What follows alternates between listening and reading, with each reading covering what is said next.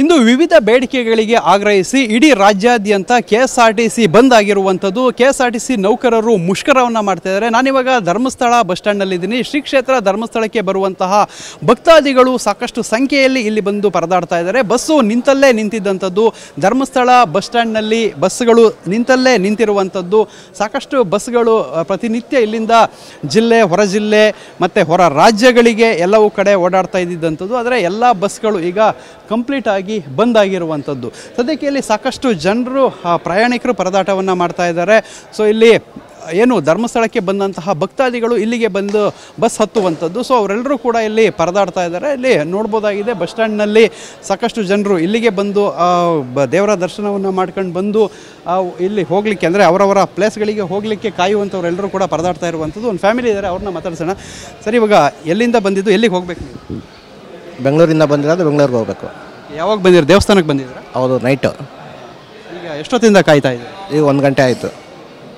ಸಣ್ಣ ಸಣ್ಣ ಮಕ್ಕಳನ್ನೆಲ್ಲ ಕರ್ಕೊಂಡು ಬಂದಿದ್ದೀರಿ, ಬಸ್ ಇಲ್ಲ, ಏನು ಅನ್ನಿಸ್ತಾ ಇದೆ? ತುಂಬ ಹೊತ್ತು ಕಾಯ್ತಾ ಇದೆ? ತುಂಬ ಬೇಜಾರಾಗ್ತದೆ ಸರ್. ಹಾಂ, ಇನ್ನೇನು ಹೇಳೋಕ್ಕಾಗಲ್ಲ, ಎಲ್ಲರಿಗೂ ಆದಾಗೆ ನಮಗೆ ಆಗುತ್ತಷ್ಟೇ. ಇವತ್ತು ಸಂಜೆ ಮತ್ತು ನಾಳೆ ಇನ್ನೂ ಒಂದು ವಾರ ಬಸ್ ಇಲ್ಲ ಅಂತ ಹೇಳಾಗ್ತದೆ. ಆಲ್ಟರ್ನೇಟಿವ್ ವ್ಯವಸ್ಥೆ ಮಾಡ್ಕೊಳ್ತಾ ಇದ್ರೆ ಹೇಗೆ? ನೋಡ್ತಾ ಇದ್ದೀವಿ ಸರ್, ಅದನ್ನು ಟ್ರೈನಲ್ಲಿ ಹೋಗೋಣ ಅಂತೆಲ್ಲ ಇದು ಮಾಡ್ತಾ ಇದ್ದೀವಿ ಅಷ್ಟೇ.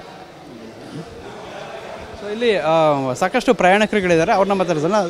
ನೀವು ಎಲ್ಲಿಂದ ಬಂದಿದ್ದು, ಎಲ್ಲಿ ಹೋಗಿ? ಬೆಂಗಳೂರಿಂದ ಸರ್. ಯಾವಾಗ ಬಂದಿರಿ? ದೇವಸ್ಥಾನಕ್ಕೆ ಬಂದಿದ್ದೆ ಇಲ್ಲ ಬೇರೆ ಕಡೆ? ದೇವಸ್ಥಾನಕ್ಕೆ ಬಂದಿದ್ದು. ಬಸ್ ಇಲ್ಲ ಸರ್, ನೈಟ್ ಬಂದಿದ್ದು. ಈಗ ಬಸ್ ಹೋಗಕ್ಕೆ ಬಸ್ ಇಲ್ಲ, ತುಂಬ ತೊಂದರೆ ಆಗ್ತಾಯಿದೆ. ಸೊ ಸಾಕಷ್ಟು ಪ್ರಯಾಣಿಕರುಗಳಿದ್ದಾರೆ. ಕೆಲವರಂತೂ ಕಾದು ಕಾದು ಹೈರಾಣಾಗಿ ಹೋಗಿದ್ದಾರೆ. ಬಸ್ ಸ್ಟ್ಯಾಂಡ್ನಲ್ಲೇ ಕಾದು ಸುಸ್ತಾಗಿ ಮಲಗಿರುವಂಥದ್ದು ಇಲ್ಲಿ ನೋಡ್ಬೋದಾಗಿದೆ. ಸುಸ್ತಾಗಿ ಸಂಪೂರ್ಣವಾಗಿ ಅಂದರೆ ನಿತ್ರಾಣರಾಗಿ ಮಲಗಿರುವಂಥದ್ದು.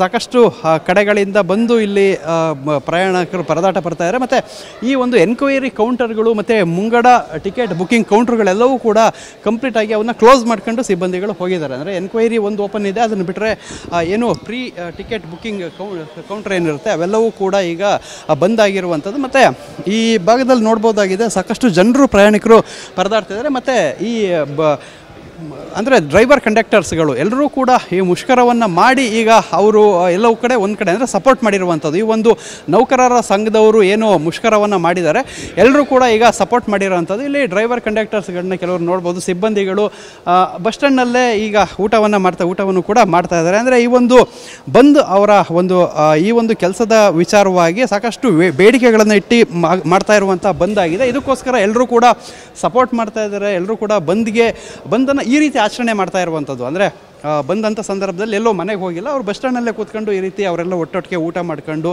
ಈ ರೀತಿ ಕೂತ್ಕೊಂಡಿರೋವಂಥದ್ದನ್ನು ಇಲ್ಲಿ ನಾವು ನೋಡ್ಬೋದಾಗಿದೆ. ಅವರೆಲ್ಲರೂ ಸಿಬ್ಬಂದಿಗಳಾಗಿರೋವಂಥದ್ದು. ಸದ್ಯಕ್ಕೆ ಧರ್ಮಸ್ಥಳಕ್ಕೆ ಬಂದಂತಹ ಭಕ್ತರಿಗೆ ಈಗ ಬಸ್ ಓಡಾಟಕ್ಕೆ ಪ್ರಯಾಣಕ್ಕೆ ತೊಂದರೆ ಆಗಿರುವಂಥದ್ದು. ಸದ್ಯಕ್ಕೆ ಈ ಒಂದು ಬಂದ್ ಯಾವಾಗ ಮುಗಿಯುತ್ತೆ ಅನ್ನೋದು ಗೊತ್ತಿಲ್ಲ, ಇನ್ನೂ ಯಾವಾಗ ಬಂದು ವಾಪಸ್ ತಗೊಳ್ತಾರೆ ಅನ್ನೋದು ಗೊತ್ತಿಲ್ಲ. ಆದರೆ ಇಲ್ಲಿಗಂತ ಬಂದಂತಹ ಪ್ರಯಾಣಿಕರುಗಳು ಮಾತ್ರ ಆಲ್ಟರ್ನೇಟಿವ್ ವ್ಯವಸ್ಥೆಯನ್ನು ಮಾಡ್ಕೊಳ್ತಾರೆ, ಇಲ್ಲ ಅವ್ರಿಗೇನಾದರೂ ಸರ್ಕಾರ ಬೇರೆ ವ್ಯವಸ್ಥೆ ಮಾಡುತ್ತೆ ಅನ್ನೋದನ್ನು ಕಾದು ನೋಡಬೇಕಾಗಿದೆ. ಕ್ಯಾಮ್ರಾಮ್ಯಾನ್ ರಾಜೇಶ್ ಜೊತೆ ಪೃಥ್ವಿರಾಜ್ ಬೊಮ್ಮನಕೆರೆ, TV9 ಧರ್ಮಸ್ಥಳ.